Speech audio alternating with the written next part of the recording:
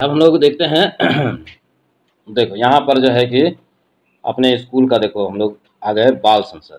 बाल संसद है ना अपने अपने स्कूल में, सबके विद्यालय में है।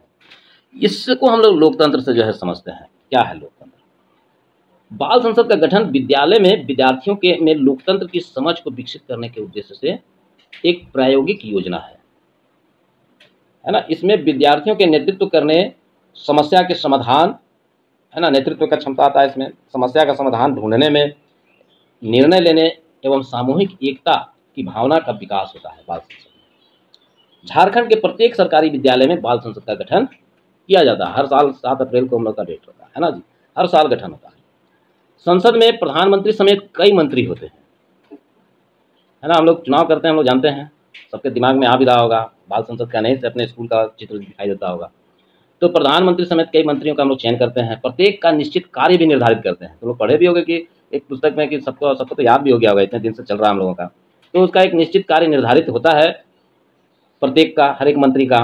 बाल संसद के सदस्य विद्यालय के विकास के लिए किए जा रहे कार्यों की समीक्षा भी करते हैं, है ना। हम लोग जानते हैं, तो लोग करते भी हो गए। विकास कार्य में जितना भी विद्यालय में काम होता है उसकी समीक्षा भी करते हैं हम लोग बैठ के। इनकी अपनी एक कार्य योजना होती है। बाल संसद के में सांसदों की अधिकतम संख्या 80 होती है। संख्या के हिसाब से हम लोग विद्यालय में बाल संसद की संख्या को जो है निर्धारित करते हैं, जो विद्यालय में नामांकित विद्यालय की संख्या पर निर्भर करता है। इसका उद्देश्य क्या होता है बाल संसद का? देखो यहाँ पे देखते हैं, हम लोग रिकॉल कर देते हैं, क्योंकि तुम लोग तो ये सबसे वाकिफ हो। सभी लोग जो है कि अपने अपने स्कूलों में इस तरह के बाल संसद का गठन सभी के विद्यालय में है, और सब लोग लगभग बाल संसद से पूरा फ्रेंडली हो, है ना। तो हम लोग केवल यहाँ रिकॉल करते हैं कि बाल संसद का उद्देश्य क्या है। तो जैसे जैसे बोलेंगे तुम लोग को याद आते जाएगा, बहुत ज़्यादा इसमें बताने की जरूरत नहीं पड़ेगी। विद्यालय विकास हेतु नई योजना को बनाना, ठीक है। दूसरा, विद्यालय के शिक्षण कार्य को बेहतर संचालन में सहयोग करना, ठीक है ना, याद आ रहा है। विद्यालय में बच्चों को प्रकृति व पर्यावरण के लिए प्रति जो है संवेदनशील बनाना। अब जो है कि हम लोग इको क्लब भी बनाते हैं इसके लिए, है ना। कक्षा में सीखने का माहौल विकसित करना। बच्चों में संपूर्ण व्यक्तित्व का विकास के लिए कई एक योजनाएं बनाते हैं हम लोग, और उस पर जो है कि कई एक कार्यक्रम के द्वारा करते हैं, ताकि उसका संपूर्ण व्यक्तित्व बच्चे का जो है निखर कर सामने आए। इसलिए कई एक योजना बनते हैं हम लोग, कई एक प्रोग्रामिंग करते हैं शिक्षकों के साथ मिलकर, है ना। विद्यालय को समुदाय से जोड़ना। हम लोग हर समय जो है कि कुछ रैली, कुछ ये लेके जो है, या कुछ अवेयरनेस प्रोग्राम लेके जो है कि समुदाय के बीच में जाते हैं, गाँव में जाते हैं, बच्चों के साथ, बाल संसद के साथ जाते हैं ना जी। और तुम लोग भी जाते होगे, बिल्कुल। तो समुदाय, विद्यालय प्रबंधन में से जुड़े विषयों की पहचान व उस पर ठोस निर्णय लेने का भी जो है क्षमता हम लोगों के अंदर आता है। विद्यालय को आकर्षक बनाने के लिए हम लोग नित्य जो है कि हमेशा जो है तैयार रहते हैं, और रोज कुछ ना कुछ जो है कि गतिविधि करते हैं, ताकि हमारा विद्यालय जो है आकर्षक बने। बच्चों की उपस्थिति को नियमित करने के लिए हम लोग जो है कि टोला वाइज जो है कि बनाए हुए हैं कई एक जो है कि निगरानी समिति, है ना जी। इसके अंतर्गत प्रयास कार्यक्रम भी चल रहा है। तो ये सारी चीज़ें जो है झारखंड में हो रही है, और अपने अपने स्कूल में आप लोग बेहतर रूप से जो है कि संचालन कर रहे हैं। और ये सब बाल संसद ही कर रही है संचालन। शिक्षकों का तो केवल जो है थोड़ा सा ये रहता है, सपोर्ट रहता है। क्या कर रहे हो ना तुम लोग? शिक्षण सामग्रियों का रख रखाव व नियमित उसका उपयोग हो रहा है कि नहीं, ये भी बाल संसद का ही काम है। विद्यालय की समय सारणी के अनुसार विद्यालय का पठन पाठन जो है कराना, है ना। इसमें शिक्षा मंत्री का बहुत जो है रोल होता है। क्या जी, कोई शिक्षा मंत्री है तो उसको समझ में आ रहा होगा। विद्यालय को साफ और स्वच्छ रखना, ये भी जो है कि हम ही लोगों के द्वारा जो है बच्चों से कराया जाता है। तो इस प्रकार काफ़ी चीज़ जो है कि हम लोग विद्यालय में कराते हैं। अब हम लोग देखते हैं कि ये समानता का प्रावधान जो है भारतीय संविधान के अनुच्छेद 15 में समानता का प्रावधान किया गया है। हम लोग ऊपर देखें समानताएं और असमानताएं भी देखें, तो समानता के अधिकार में क्या क्या है एक बार इसको हम लोग देख लेते हैं, तो पिछला जो है कि हम लोग का रिकॉल हो जाएगा, है ना। और ये भी याद रखना है कि समानता का जो अधिकार दिया गया है हमको, ये अनुच्छेद 15 में है, ठीक है ना। ये हमारा मौलिक अधिकार है। राज्य जो है किसी नागरिक के विरुद्ध केवल धर्म, मूल वंश, जाति, लिंग, जन्म स्थान या इनमें से किसी के आधार पर कोई भी विभेद नहीं करेगी। यानी ये राज्य का जिम्मेवारी है कि कोई व्यक्ति अगर इस पर भेदभाव करता है तो उसके प्रति जो है कि अगर शिकायत मिलती है तो उसको कानून के तहत सजा दिलाई जाए।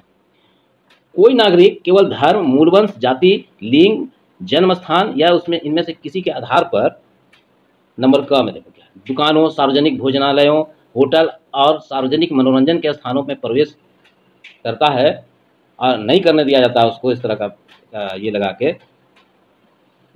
लिंग भेद करके या जाति भेद करके इन स्थानों पर नहीं दिया जाता है जाने के लिए, तो उस पर जो है कि राज्य की जिम्मेदारी बनती है कि उस पर कानून के तहत नहीं दिए जाए, जो रोक रहा है उस पर उसको सजा दे, या पूर्णतः या अंशतः राज्य निधि से पोषित या साधारण जनता के उपयोग के लिए समर्पित कुआं, तालाब, स्नानघर, सड़कों और सार्वजनिक मनोरंजन के स्थानों का उपयोग के संबंध में किसी भी निर्योग्यता, दायित्व या शर्त का अधीन नहीं होगा। यानी कोई ये नहीं कर सकता कि भाई फलाना कुआं से पानी लेने के लिए हमको मना कर सकता है क्योंकि हमारी जाति निम्न है या उच्च है। जाति भेद नहीं कर सकता, लिंग भेद नहीं कर सकता है ना। सड़कों में चलने के लिए, सार्वजनिक स्थान में जाने के लिए ऐसा नहीं कर सकता है। तो ये हम लोग पिछले भी इसको पढ़ चुके हैं, तो ज़्यादा चर्चा नहीं करेंगे, हम लोग पढ़ चुके हैं इसको, हम लोग रिकॉल कर रहे हैं सिर्फ, है ना। यह विचारणीय विषय है कि कानून के होने के बावजूद भी जो है कि बहुत सारी असमानताएं व्यवहार में हैं। इसके पीछे का कारण क्या है कि कानून बन जाने के बाद भी लोग उन्हें समान समझने से इनकार कर देते हैं। यह जानते हुए कि भेदभाव का व्यवहार कानून के विरुद्ध है, वे जाति, धर्म, अपंगता, आर्थिक स्थिति व महिला होने के आधार पर लोगों में असमानता का व्यवहार करते हैं। इसका मुख्य कारण क्या है? यह है मुख्य कारण कि सामूहिक जनता के दृष्टिकोण में बहुत धीरे धीरे और क्रमिक रूप से परिवर्तन आता है ना। हम लोग कानून तो बना दिए, लेकिन अभी जो है कि लोगों को समझ रहा है, अभी लोग जब किसी को सजा होगी तब लोग बोलेगा नहीं नहीं नहीं अब ऐसा नहीं करना है ना। वर्तमान दृष्टिकोण में बदलाव तभी संभव होगा जब लोग सभी को एक समान समझने लगेंगे। इसके लिए उसको विश्वास करना होगा कि हर व्यक्ति सम्मानजनक व्यवहार का अधिकारी है। प्रजातांत्रिक समाज में समानता स्थापित करना एक सतत प्रक्रिया है जिसमें व्यक्तियों और विभिन्न समाजों को सक्रिय सहयोग देना है। अन्य लोकतांत्रिक समानता के मुद्दे जो हैं ये यहाँ पर दिया हुआ है कि और भी क्या है समानता। ऐसा नहीं है कि केवल भारतीय लोकतंत्र में ही असमानता का अस्तित्व है और समानता के लिए संघर्ष जारी है। संसार के अधिकांश जो है लोकतांत्रिक देशों में भी जो है इस तरह के मुद्दे विशेष रूप से जो है कि देखे जाते हैं और उसमें संघर्ष हो रहा है। ऐसा ही एक उदाहरण संयुक्त राज्य अमेरिका में भी मिलता है। अमेरिका में अफ्रीकी मूल के लोग रहते हैं, काले लोग, है ना। अमेरिका में अफ्रीकी मूल के लोग रहते हैं जिनके पूर्वज जो है गुलाम थे, अफ्रीका से लाए गए थे, उन्हें अफ्रीकी अमेरिकन भी कहा जाता है। 1950 के दशक में अफ्रीकी अमेरिकन ने समान अधिकार प्राप्त होने के लिए आंदोलन किया था। 1950 में अफ्रीकी अमेरिकन ने समान अधिकार प्राप्त करने के लिए आंदोलन किया। इससे पहले वहाँ के गोरे इन अफ्रीकी अमेरिकन के साथ असमानता का व्यवहार करते थे। अब जो है कि कानून के नज़र में भी वे समान नहीं थे वहाँ, है ना। कानून के नज़र में भी समान नहीं थे। उदाहरण के लिए बस में यात्रा करते समय बस के पीछे वाले सीट पर बैठना पड़ता था, वहाँ कानून नहीं बना था उस समय। तब भी कोई गोरा आदमी बैठना चाहे तो उसे अपनी सीट से उठ जाना पड़ता था। देखो गोरे काले का भेद अमेरिका में अफ्रीकी अमेरिकन के साथ कैसे होता था। रोसो पार्क्स एक अफ्रीकी अमेरिकन महिला थी, ठीक है ना। रोसो पार्क्स 1 दिसंबर 1955 के दिन को जो है दिन भर काम करके थक जाने के बाद बस में उन्होंने अपनी सीट एक गोरे व्यक्ति को देने से मना कर दिया। देखो गोरे व्यक्ति को देने से मना कर दिया। उस दिन उसके इनकार से अफ्रीकी अमेरिकन के साथ असमानता को लेकर एक विशाल आंदोलन शुरू हुआ, ठीक है, जिसे नागरिक अधिकार आंदोलन सिविल राइट्स मूवमेंट कहा जाता है, ठीक है ना। ये 1 दिसंबर 1955 की बात है ना। और इस महिला का नाम है रोसो पार्क्स, है ना। तो इसके द्वारा जो है अब मार्टिन लूथर, यह आंदोलन जो है मार्टिन लूथर किंग जूनियर के द्वारा अहिंसात्मक तरीके से चलाया गया। अहिंसात्मक समझते हो, बिना लड़ाई झगड़ा का, है ना, चलाया गया। वे अमेरिका के एक पादरी एवं आंदोलनकारी थे। उन्हें अमेरिका का गांधी भी कहा जाता है। देखो महात्मा गांधी से भी इसकी तुलना, अमेरिका का गांधी कहा जाता है किसको? मार्टिन लूथर को, डॉक्टर मार्टिन लूथर किंग, है ना। 1964 में उन्हें विश्व शांति के लिए जो है सबसे कम उम्र में नोबेल पुरस्कार से सम्मानित किया गया था। Doctor Martin Luther king junior को जो है उसके अहिंसात्मक आंदोलन के लिए जो है विश्व शांति का जो है कि नोबेल पुरस्कार सबसे कम उम्र में 1964 ईस्वी में मिला। इस आंदोलन के फलस्वरूप 1964 में अमेरिका में यह कानून बना कि जिसे नागरिक अधिकार अधिनियम कहा जाता है ना। देखो यहाँ भी कानून बन गया। इस कानून के तहत नस्ल, धर्म और राष्ट्रीय मूल के आधार पर भेदभाव को निषेध कर दिया गया, बैन कर दिया गया। अफ्रीकी अमेरिकन बच्चों को किसी भी स्कूल में नामांकन अब मिल सकता था। इतना होने के बावजूद भी अधिकांश अफ्रीकी अमेरिकन गरीब हैं। अधिकतर अफ्रीकी अमेरिकन जो है अपने बच्चों को अच्छी व्यवस्था वाले स्कूल में नामांकन कराने में असमर्थ हैं। तो यहाँ पर जो है कानूनी अधिकार तो मिल गया, लेकिन अभी भी जो है कि जब दिल से जब अधिकार नहीं मिलेगा ना, तब तक जो है कि वो आत्मसम्मान की लड़ाई भी जारी रहेगी। लोकतंत्र में समता और उसके लिए संघर्ष एक महत्वपूर्ण तत्व है। व्यक्ति और समुदाय का स्वाभिमान और गरिमा तभी बनी रह सकती है जब उसके पास अपना और परिवार की ज़रूरतों को पूरा करने के लिए पर्याप्त संसाधन हो और उनके साथ कोई भेदभाव नहीं किया जाए।